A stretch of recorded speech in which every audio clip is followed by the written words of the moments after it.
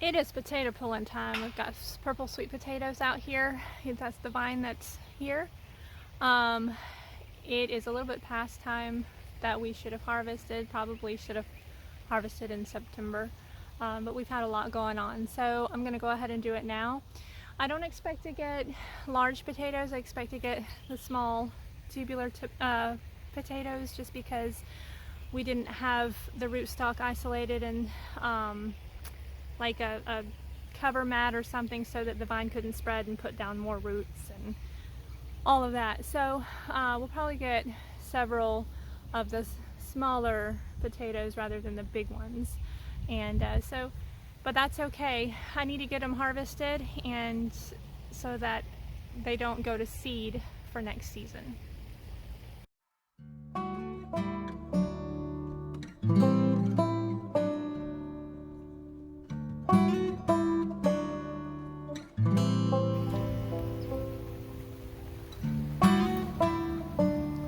One little one.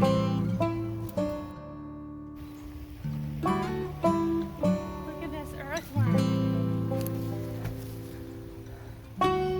You see that? Wow. Such a fat one.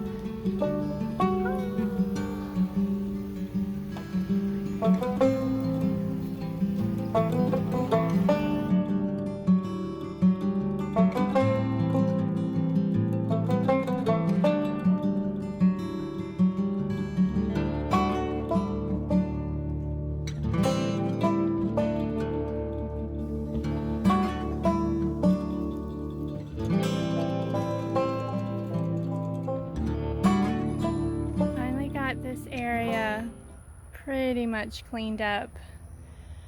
Corey and I are trying to do things more systematically instead of doing something part way and then coming back and having to finish more of it and having several projects going on at the same time in that way. So our goal is to get this area completed and then go ahead and move on and finally get that area completed.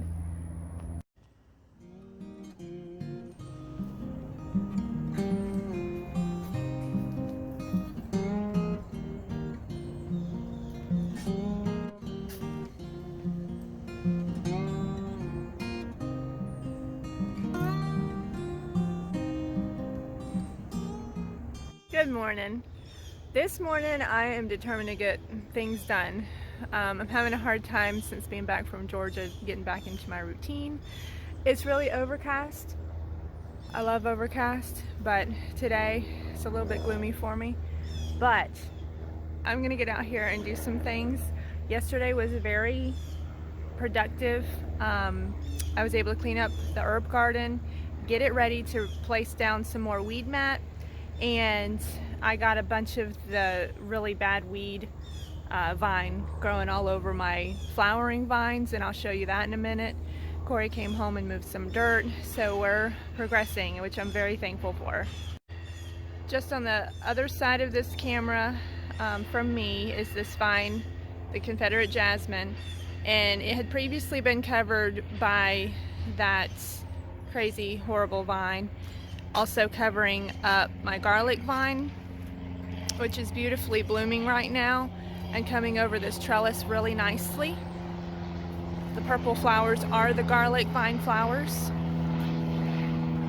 and it's coming down here toward the house. I think I'm going to take this section of the fencing out just so that there's a passageway through there. Since we don't have our other dog anymore, keeping him out of there is not an issue. He liked to dig and get under the house and was very reckless. On the other side of this fence is my other, well, it was my raised garden. I was going to do herbs and stuff, but that proved not to be beneficial. I needed a lot more space and it was really a lot of upkeep. So got that weeded out. Corey's moved the dirt and we'll get these blocks moved. And slowly but surely, the flower area is shaping up. Took down that fence going from right in there. Took down that fence. We don't need it anymore. We'll keep the corner part where the white flowering vine is, and maybe take some more down around that side. I do have another garlic vine over there. I'm probably gonna have to move it. I'm gonna see if my sister-in-law might want it, because one is plenty. As you can see beside me, it's pretty good, and just for lack of fence room and needing to make room for other plants to thrive, because on the other side of that are two large bougainvilleas. I said that backward.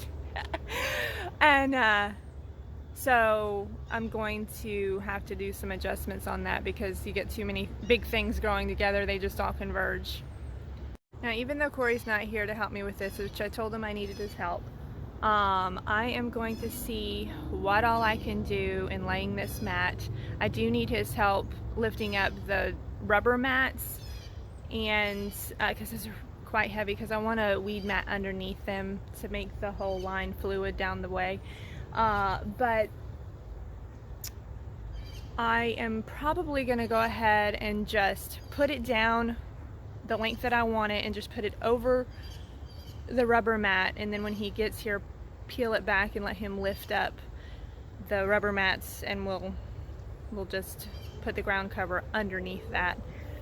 That way I can go ahead and get started and get this going, because we want to really finish this up so we can move on to another project and not have this pending and pending and pending. I think that's one of our biggest holdbacks or drawbacks, is that we get just enough done on one project to move on to the next, and that poses a huge problem, and it's been very stressful for me.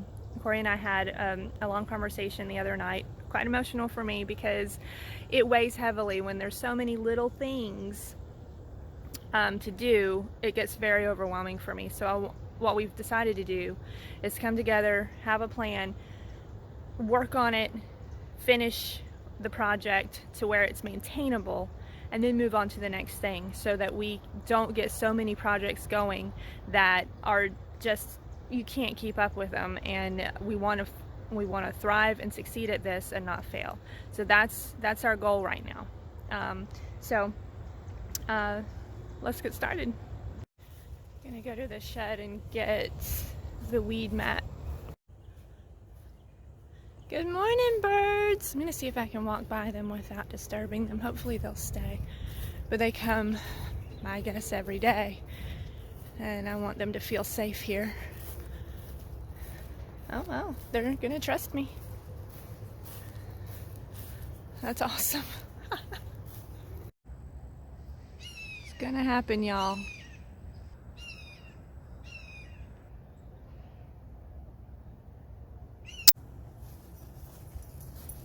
There she goes. Woo-hoo!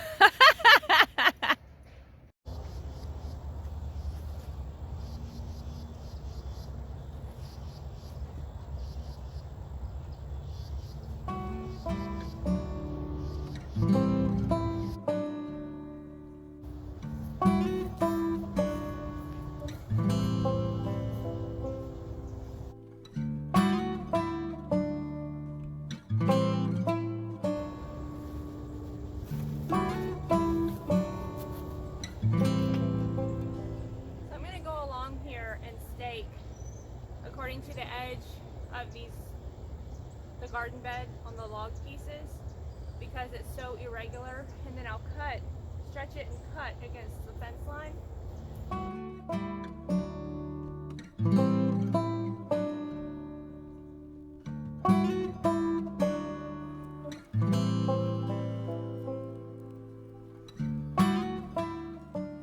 Well, initially we were going to dig up all of the potatoes out here in front of the garden, and we were finding that all of the potatoes were really small, like I showed you previously. So what we ended up doing, since we had a lot of other area that needed weed control, the grass was grown up and everything, we turned to silage tarp for the answer. So I'm going to show you that. Corey's bringing up some more bricks from the other garden so that we can finish putting them down around this silage tarp.